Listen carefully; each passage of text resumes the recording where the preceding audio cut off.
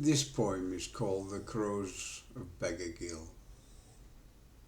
Beggarghyll lies on the old road from Egremont to Thornhill and has now been bypassed.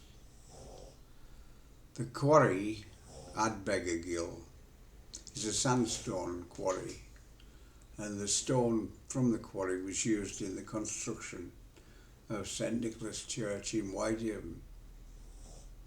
Opposite the quarry is a group of trees where crows have taken to roost. The noise is sometimes very clamorous, and it is a noisy place when they are in discussion.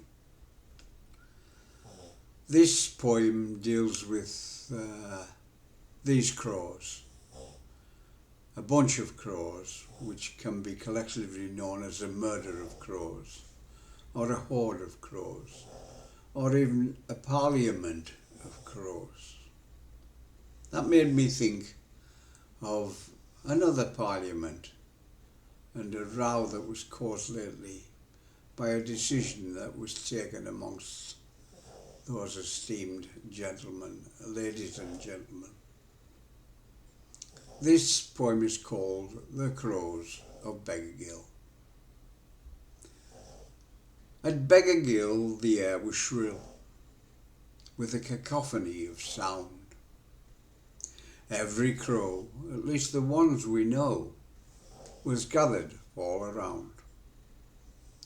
A parliament received assent to open a brand new session, a process of rooks with order books, jostled in contention. They swore the crows in to quite a din.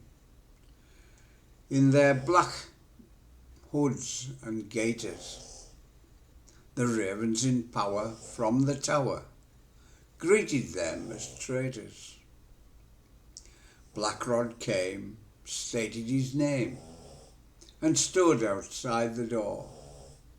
A flick of a foot slammed it shut. He'd seen it all before. Blackrod swore as he knocked at the door, his big black rod in hand. This motley crew were overdue for a parliamentary disband. They cawed and cawed and cawed and cawed and cawed again. The speaker said order, but from over the border claymores rattled in the glen. The SNP Jacobites in jet black tights were soundly Stuart men. Nay, assassinate like you will tell us what to do. We're independent, ye ken.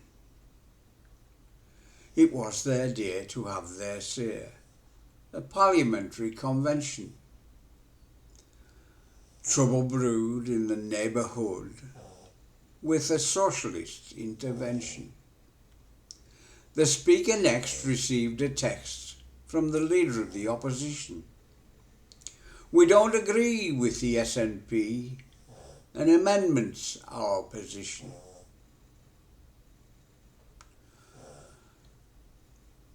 Order 31 is the way things are done, and has been so for years. The Labour leader, a parliamentary feeder, quarrelled with his peers. A hullabaloo from Conservatives who agreed with the SNP. We have to address this Speaker's mess. It's created quite a stew. A passing hawk gave a squawk.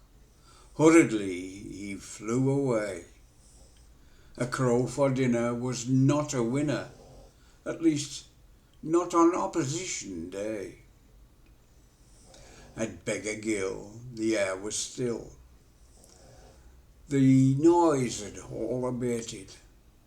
The debate done and arguments won. The crow's interests had been sated. The camellia bush was in a rush to smooth her ruffled gown, tattered and torn, shaken with scorn. Her smile concealed a frown. She wept in despair. She knew the air was still reverberating with discontent at the way things went. It was extremely disconcerting. At Beggarghyll the quarry will settle the briar, brush and broom. At heart she knows those clamorous crows ignored the elephant in the room. Thank you.